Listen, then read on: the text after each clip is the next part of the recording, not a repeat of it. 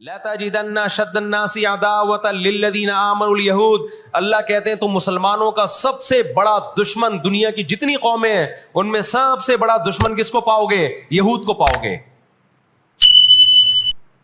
اس کے بعد مشرکین کو پاؤ گے، اور اسلام کے سب سے زیادہ قریب تم کس کو پاؤ گے؟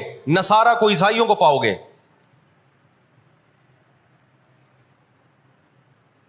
تو ان کو بہت عرصے سے، صدیوں سے کچھ دنیا میں ہوا نہیں تھا،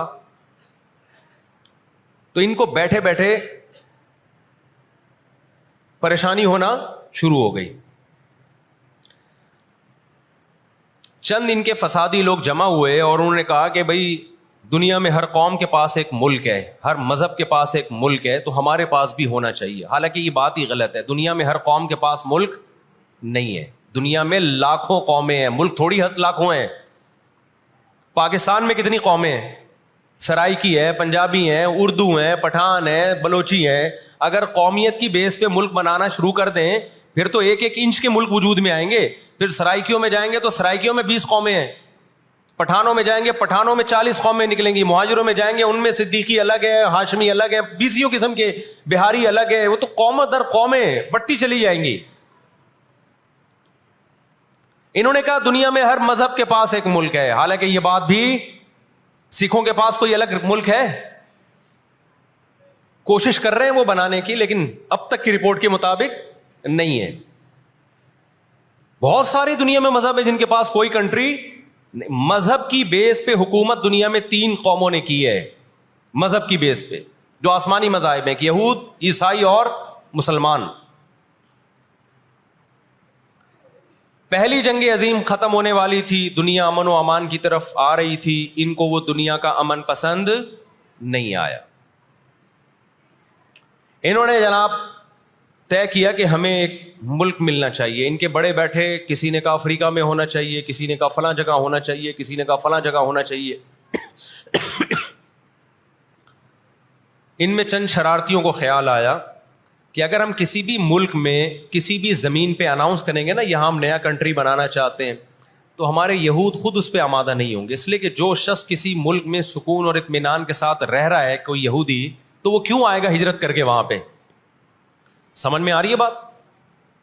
بھائی آپ کسی کنٹری میں امن اور سکون کے ساتھ ہو، اعلان ہوتا ہے ان لوگوں کے لیے وہاں الگ ملک بن رہا ہے، تو آپ کہو گے مجھے جانے کی کیا ضرورت ہے جب میں یہاں سکون اطمینان سے ہوں، مجھے تمام حقوق حاصل ہیں۔ یہودیوں کو پوری دنیا میں ہر قسم کے حقوق حاصل تھے، اور سب سے زیادہ یہودیوں کے ساتھ اچھا سلوک مسلمان خلفاء نے کیا ہے۔ یہودی خود اس کے معترف ہیں کہ مسلمانوں کی اور ہماری جنگیں وہ بنو قریظہ اور بنو نذیر کے بعد، وہ جو مدینہ کے دور میں اس کے بعد کبھی بھی نہیں ہوئی ہیں۔ مسلمانوں کی لڑائیاں یا تو اہل فارس سے ہوئی ہیں، ایران جو پہلے کا ایران تھا، یا عیسائیوں سے ہوئی ہیں، یہودیوں سے جھڑپیں نہیں ہوئی ہیں۔ تو ان کو خیال ہوا بیٹھے بیٹھے کہ ہمیں الگ ریاست چاہیے۔ مختلف جگہوں کا سلیکشن ہوا، سب ریجیکٹ ہو گیا۔ تو صہیونیوں کو خیال آیا کہ اگر ہم بیت المقدس کا نعرہ لگاتے ہیں کہ ہمیں بیت المقدس دوبارہ چاہیے، یہ ہمارے آباء و اجداد کا وطن ہے، تو الگ ریاست کا منجن بہترین طریقے سے بک سکتا ہے۔ مذہبی لوگ جہاں لوگوں کو صحیح گائیڈ کرتے ہیں، خوب سمجھ لو مذہب کے نام کا منجن بھی مذہب میں ہی بکتا ہے۔ آج بھی ایسا ہو رہا ہے، بہت سی مذہبی تحریکیں لیبل کس کا لگا رہی ہوتی ہیں؟ اسلام میں بھی ایسا ہی ہے۔ جہاں اسلام میں آپ کو اچھی تحریکیں ملیں گی، وہاں ایسی تحریکیں بھی ملیں گی کہ لیبل کس کا لگایا جا رہا ہوتا ہے؟ مذہب کا، اور مقصد اس کے پیچھے دنیاوی مفاد ہوتے ہیں۔ اس کو سمجھنے کی ضرورت ہے۔ ہمارے یہاں جہاں بھی نعرہ لگ جائے نا مذہب کا، تو لوگ سارے گدھے گھوڑوں کی طرح اکٹھے ہو جاتے ہیں، یہ نہیں دیکھتے کہ اس کے پیچھے اس کے مقاصد کیا ہیں۔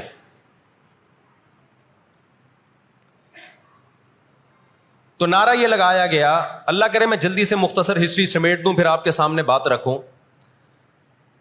نعرہ یہ لگایا گیا کہ چونکہ بیت المقدس ہمارا تھا، یعقوب علیہ السلام، یوسف علیہ السلام، موسیٰ علیہ السلام اور جتنے پیغمبر گزرے، یحییٰ علیہ السلام، زکریا علیہ السلام، ان سب کا مرکز کون سی جگہ ہے؟ ارض مقدس فلسطین۔ تو فلسطین کے نام پہ پوری دنیا سے یہودیوں کو فلسطین میں جمع کرنا ہمارے لیے پاسبل ہے۔ مگر یہودی بکھرے ہوئے تھے, ان کے پاس اتنی طاقت نہیں تھی. 2 سازشیں انہوں نے کی ہیں. نمبر 1, تجارت اپنے کنٹرول میں لو. قرآن کہتا ہے وَأَخْذِهِمُ الرِّبَا وَقَدْ نُهُوا عَنْهُ, اللہ نے ان پر سود لینے پر پابندی لگائی تھی ان کے. انہوں نے دنیا کو سود کے نظام میں لپیٹ دیا. پوری دنیا کی دولت مرتکز ہو کے کس کے پاس آنے لگی؟ یہودیوں کے پاس. مذہبی ریاست بنائی جا رہی ہے. اس کی مثال ایسے ہے جیسے ہم مسجد بنا رہے ہیں اور بندوق ہاتھ میں لے کے لوگوں کو ڈکیتیاں کر کے پیسہ لاؤ, جتنا پیسہ بنے گا, جتنا پیسہ اکٹھا ہوگا ہم اسے کیا بنائیں گے؟ مسجد بنائیں گے. تو اس سے صاف پتہ چل جائے گا بھائی تیرا مقصد مسجد بنانا نہیں ہے, مسجد کے نام پہ منجن بیچنا ہے. سمجھ میں آ رہی ہے بات کہ نہیں آ رہی؟ لیبل مسجد کا لگ رہا ہے اس کے پیچھے, کیونکہ جو مسجد جو بنانا چاہتا ہے وہ کبھی بھی حرام پیسے سے مسجد نہیں بنائے گا. تورات میں آج تک سود کی حرمت موجود ہے. اور قرآن نے بیان کیا کہ ان کو ہم نے سود لینے سے منع کیا, لیکن انہوں نے سود لینا شروع کر دیا. بڑے بڑے بینک آج کس کے پاس ہیں؟ ان کے تانے بانے سارے کس سے جا کے ملتے ہیں؟ یہودیوں سے. بیٹھے بیٹھے پیسہ جمع کرنا شروع کیا. تبھی تو میں کہتا ہوں یہ جو بڑے بڑے جنرل اسٹور بنے ہوئے ہیں نا, مال بنے ہوئے ہیں, جو بینکوں سے سودی قرضہ لے کے کروڑوں روپے پھونک دیتے ہیں, اس کے بجائے نا اپنے ان غریب دکانداروں کے پاس جایا کرو جو اپنے باپ کی کمائی سے, وراثت کے پیسوں سے دکان بنا کے بیٹھے ہوئے ہیں. یہ جو سودی نظام ہے نا, سودی نظام, اس سے دنیا کی دولت مرتکز ہو کے چند ہاتھوں میں جاتی ہے. پھر وہ چند ہاتھ ہی آپ کے باپ بن کے بیٹھتے ہیں دنیا میں. جب سے یہ بڑے بڑے اسٹورز بننا شروع ہوئے ہیں, مال بننا شروع ہوئے ہیں, یہ چھوٹے موٹے دکانداروں کی جو حلال کی آمدن تھی, ان کی جو بینکوں سے قرضے نہیں تھے, جو دادے پردادے سے محنت کر کے آ رہے تھے اور اب اتنا جمع کیا کہ ایک دکان بنا لیں, وہ سارے ایک طرف رہ گئے. اور ایک سرمایہ دار اٹھتا ہے بینکوں سے اربوں روپے کا قرضہ لے کے ایک بہت بڑی بلڈنگ بنا دیتا ہے اور بیٹھ کے نوٹ چھاپتا ہے. وہ یہ کون سا ان کی خون پسینے کی کمائی ہوتی ہے؟ تو اس عذاب میں دنیا کو کس نے دھکیلا؟ سودی نظام میں. بولو, یہودی نے دھکیلا ہے. ان کے شاطر دماغ نے کام کیا کہ پوری دنیا کی معیشت کس کے کنٹرول میں لے کر آؤ؟ اپنے کنٹرول میں. آج اگر حاجی, ہم یہاں سے حج کرنے جاتے ہیں نا, میں نے ایک دفعہ سعودی عرب میں کسی سے پوچھا کہ یہودیوں کو یہ کھٹکتا نہیں ہے, اتنے لاکھ لوگ آ رہے ہیں, 40 لاکھ 50 لاکھ لوگ حج کر کے جا رہے ہیں, ان کو کھٹکتا نہیں ہوگا اتنی اللہ نے مسلمانوں کو عزت دی؟ انہوں نے کہا ان کو نہیں کھٹکتا, یہ چاہتے ہیں کہ 40 لاکھ کے بجائے 80 لاکھ لوگ حج کیا کریں. وجہ اس کی ہے کہ وہاں سارا مال ان کی کمپنیوں کا بکتا ہے. میں سمجھا پا رہا ہوں اپنی بات؟ ساری پروڈکٹ کس کی بکتی ہیں؟ منجن انہی کا بک رہا ہے وہاں بھی. تو چاہتے ہیں 40 لاکھ کے بجائے کتنے لاکھ حج کیا کریں؟ 80 لاکھ حج کیا کریں. اللہ میاں نے حج کا جہاں تذکرہ کیا نا, وہاں تجارت کا بھی تذکرہ کیا ہے. لیس علیکم جناح ان تبتغوا فضلا من ربکم. مسلمان جب حج کرنے جاتے تھے تو تجارت بھی کرتے تھے, کیونکہ پوری دنیا سے مسلمان آ رہے ہیں. ایک ملک میں ایک چیز سستی ہے, دوسرے ملک میں وہ مہنگی ہے, تو اس ملک والا یہ سستی چیز لے گیا, یہ والا یہ سستی چیز لے گیا, دونوں پارٹیوں کو پیسہ مل رہا ہے, حج بھی ہو رہا ہے, پیسہ بھی مل رہا ہے. صحابہ کو خیال آیا کہ یہ تو ہم حج کرنے جا رہے ہیں, اس میں ہم بزنس بھی اگر کرتے ہیں تو ہمارے تو حج کا اجر ضائع ہو جائے گا. اللہ نے فرمایا نا نا نا نا نا, اگر تم حج کے ساتھ تجارت بھی کرو گے, تجارت کا فائدہ بھی ملے گا اور حج کا بھی پورا پورا ثواب ملے گا تمہیں. کیوں؟ اللہ چاہتے تھے کہ حج کے ذریعے معیشت بھی مسلمانوں کی مضبوط ہو. اللہ تھوڑی مسلمانوں کو کمزور دیکھنا چاہتے ہیں. آج حج مسلمان کر رہا ہے, گناہ بھی معاف کروا کے آ رہا ہے, فائدہ کس کو ہو رہا ہے؟ یہودی کو ہو رہا ہے. میں نے وہاں سعودی عرب میں کسی بڑے سے پوچھا, میں نے کہا یار آپ مسلمانوں کی پروڈکٹ یہاں کیوں نہیں بیچتے؟ انہوں نے کہا ایک دفعہ ہم نے پاکستان سے مرغی منگوائی تھی, چکن پاکستان سے منگوائی تھی تاکہ بلا شک و شبہ حلال ہو, یعنی سب کو پتا ہو کہ حلال ہے. ایک دفعہ بھیجی, اس کے بعد 2 نمبری کی ان لوگوں نے, تو سعودیہ نے بین کر دیا. آپ کے جتنے مسالے ہیں نا, میں نام نہیں لے رہا کمپنیوں کے, ایک ایک کا نام لے کے بتاتا. میں ابھی مسقط ایک ہفتہ رہا ہوں, میں نے وہاں دبا کے بد پرہیزی کی ہے. لڈو بھی کھائے, مٹھائیاں بھی کھائیں, بریانیاں بھی پھوڑی, ایک دفعہ پیٹ خراب نہیں ہوا. جرمنی گیا, پھوڑ پھاڑ کے آیا, پیٹ خراب نہیں ہوا. سعودی عرب گیا, پھوڑ پھاڑ کے آیا, پیٹ خراب نہیں ہوا. یہاں آیا ہوں, کھچڑی کھا کے پیٹ خراب ہو جاتا ہے.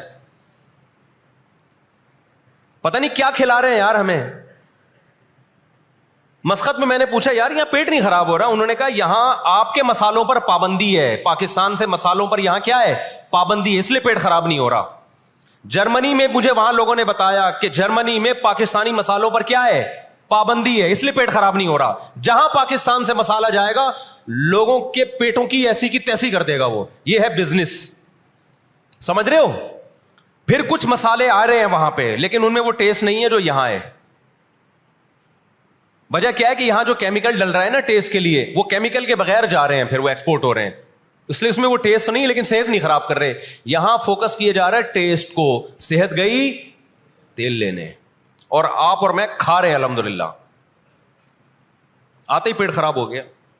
خیر، تو یہود نے کس کو، اب دیکھو یہود نے بڑی ایمانداری سے بزنس کیا کہ ہم ایسی پروڈکٹ مارکیٹ میں بیچیں گے جو ایک نمبر ہوگی، اور بہت ساری سازشیں بھی کی، ایسی ایسی سازشیں ہوئی ہیں۔ انہوں نے دیکھا کہ جو مسلمان کمپنی بہت زیادہ آگے بڑھ رہی ہے نا، آپ کو یاد ہے پولکا کمپنی، ایک پولکا کے ہم آئس کریم میں کھایا کرتے تھے بچپن میں، عیدی ملتی تھی، ایسی بڑی بڑی کمپنیوں کو جب دیکھا نا ترقی کر رہی ہیں، منہ مانگی قیمت دے کے خرید کے بند کر دیا کہ ایک دفعہ انویسٹ کر دو، اچھا خاصا لگا دو پیسہ، لیکن ان کو آگے نہیں بڑھنے دو۔ اس کا نتیجہ یہ نکلا کہ دنیا غلام بنتی چلی گئی، اکنامکلی کس کی غلام بن گئی؟ آج امریکہ اسرائیل کو غلط کہہ کے بھی کس کا ساتھ دیتا ہے؟ مجھے یاد ہے چند سال پہلے امریکی صدر نے بیان دیا تھا اسرائیل نے یہ غلط کیا ہے، یونائٹڈ نیشن کے لا کی پابندی نہیں کی ہے، لیکن ہم پھر بھی کس کے ساتھ ہیں؟ پورے الفاظ بتا رہا ہوں میں، پھر بھی ہم کس کے ساتھ ہیں؟ مانتے ہوئے، اس کو پتا ہے، وہ اس کی مثال وہ 50-50 میں ایک آیا کرتا تھا نا، 50-50 میں ایک کلپ وائرل ہوا ہے کہ کمنٹری ہو رہی ہے کہ سلیم اللہ بہت اچھا کھیل رہا ہے اور کلیم اللہ تو کھیل ہی نہیں رہا۔ اب لوگ جو کمنٹری کرنے والا ہے اس سے کہہ رہے ہیں ابے یا تو کھیل ہی نہیں رہا، وہ جو تماشائی تھے وہ چھوڑ کے جانے لگے تو غلط کمنٹری کر رہا ہے۔ اس نے کہا تم جہنم میں چلے جاؤ لیکن کھیل یہی صحیح رہا ہے، بھلے تم جاؤ۔ وہ انہوں نے کہا ہم گھر جا رہے ہیں، انہوں نے کہا تم گھر نہیں، تم جہنم میں جاؤ، لیکن یہی سلیم اللہ بہترین کھیل رہا ہے۔ پھر دکھایا کہ پیچھے بندوق رکھی ہوئی ہے کسی نے۔ تو اس وقت امریکہ کو گچی سے کس نے پکڑا ہوا ہے؟ طاقت امریکہ کے پاس زیادہ ہے، سازشیں کس کے پاس زیادہ ہیں؟ اسرائیل کے پاس۔ معیشت پہ ایسا قبضہ کیا ہوا ہے، گچی سے پکڑا ہوا ہے کہ ہلنا نہیں۔ آج پوری دنیا میں فلسطینی نہتے ہو گئے۔ جب اسرائیل کے قیام کا اعلان کیا نا یہودیوں نے، تو دو کام کیے، میں جلدی سے بات کو سمیٹوں۔ ایک تو یہ کہ معیشت کس کے کنٹرول میں لو؟ سود کے ذریعے، بزنس کے ذریعے، حلال تجارت کے ذریعے اس طرح سے کنٹرول میں آتی نہیں ہے۔ وہ سود جو تمام مذاہب میں حرام ہے، عیسائیت میں بھی، یہودیت میں بھی، اسلام میں بھی، اس سود کو پروموٹ کیا دنیا میں، تاکہ سود کے ذریعے آپ اندرون سندھ جاؤ نا، بڑے بڑے زمینداروں نے ہاریوں کو، کسانوں کو اپنے کنٹرول میں لیا ہوا ہے سودی قرضے دے دے کے۔ وہ بےچارے ہل نہیں سکتے، ساری زندگی ان کے غلام بنے رہتے ہیں وہ۔ اللہ جزائے خیر دے، ہمارے جامعۃ الرشید کے ایک استاذ ہیں، بڑے مالدار بھی ہیں، انہوں نے وہاں جا کے بہت سارے ہاریوں کے قرضے ادا کر کے ان کو اس غلامی سے نکالا ہے۔ اور بہت سے ان میں ہندو بھی ہیں بہت سارے، وہ مسلمان بھی ہوئے ہیں، ان کو اور ہر طرح سے سپورٹ کرنا، ایسے ادارے بنے ہوئے اندرون سندھ۔ تو ایک کام تو یہ کیا کہ معیشت اپنے کنٹرول میں۔ دوسرا کام کیا کہ ان کو پتا تھا کہ جب تک بڑی طاقتیں ہمارے ساتھ نہیں ہوں گی اس وقت تک ہم اسرائیل کا قیام وجود میں نہیں لا سکتے۔ اس کے لیے سب سے زیادہ اسلام دشمنی میں برطانیہ کے ساتھ ایگریمنٹ ہوا، اور آپ حیران ہوں گے برطانیہ کی اسمبلی میں جب یہ قانون پاس ہوا، قرارداد پاس ہوئی ہے کہ ہم نے فلسطینیوں کو، اسرائیلیوں کو، یہودیوں کو فلسطین میں جا کے آباد کرنا ہے، تو آپ حیران ہوں گے کہ اس میں اس کی سب سے زیادہ مخالفت اسمبلی میں موجود ایک شخص نے کی جو یہودی تھا۔ اس نے ایک آواز اٹھائی کہ اگر ہم نے ایسا کیا تو اب تک 1000 سال سے زیادہ عرصہ ہو گیا ہماری مسلمانوں سے کبھی لڑائی نہیں ہوئی ہے، اگر ہم نے ایسا کیا تو پوری مسلم دنیا ہمارے اگینسٹ ہو جائے گی اور دنیا ایک نہ ختم ہونے والی جنگ میں آپ دنیا کو جھونک دو گے۔ وہ یہودی تھا، اس نے اس پالیسی کے خلاف آواز اٹھائی، مگر برطانیہ کو اس سے کوئی سروکار نہیں تھا۔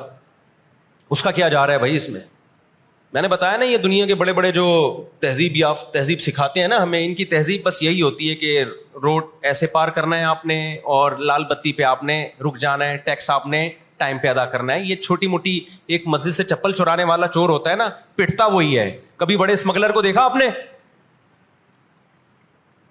کیا ہو گیا بھائی؟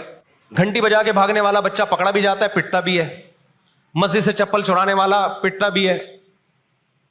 لیکن کچھ چور ایسے ہوتے ہیں 3 پیس سوٹ اور ٹائی میں, بڑا زبردست بریف کیس ان کے پاس, اس میں پورا اسمگلنگ کا پیسہ ہوتا ہے. ٹھیک, لاکھوں لوگوں کی جان اس میں خون بہا ہوتا ہے, اس کا پیسہ ہوتا ہے, عزتوں کے سودے ہوتے ہیں. تو یہ بڑی بڑی طاقتیں اس طرح کرتی ہیں. اور کمال کی بات ہے, راحت اندھوری کے ایک شعر ہے نا, کہ مجھے شعر تو یاد نہیں رہا, اس کا مفہوم یاد رہ گیا ہے, کہ ہمارے قاتلوں کو کہاں ڈھونڈتے پھرو گے. ایک شاعر نے تو کہا ہے کہ اپنی معشوقہ کو, کہ ہمارے قاتلوں کا, یعنی ہماری قاتل تو آپ ہو, آپ کی محبت میں ہم مرے ہیں. اس نے کہا کہ ہمارے قاتلوں کو کہاں ڈھونڈتے پھرو گے. وہ کیا ہے کہ ہمیں قتل کا الزام ہم ہی پر رکھ دو, ہم ہی پر الزام ڈال دو, یعنی مقتول ہی پہ الزام ڈال دو کہ یہی قاتل ہے. آج دنیا میں سب سے زیادہ دہشت گردی کا شکار مسلمان ہو رہا ہے, کشمیر میں بھی. اور میں کشمیر کے بارے میں نیوز چینل کی رپورٹ پیش نہیں کر رہا, میں دنیا میں جاتا ہوں, مقبوضہ کشمیر کے مسلمانوں سے بھی ملتا ہوں. نام ان کے ہائی لائٹ نہیں کیے جا سکتے, ان کی ویڈیو نہیں ڈالی جا سکتی ورنہ انڈیا ان کو تنگ کرے گا. مقبوضہ کشمیر میں کوئی ایک مسلمان ایسا نہیں ہے جو انڈین گورنمنٹ سے خوش ہو.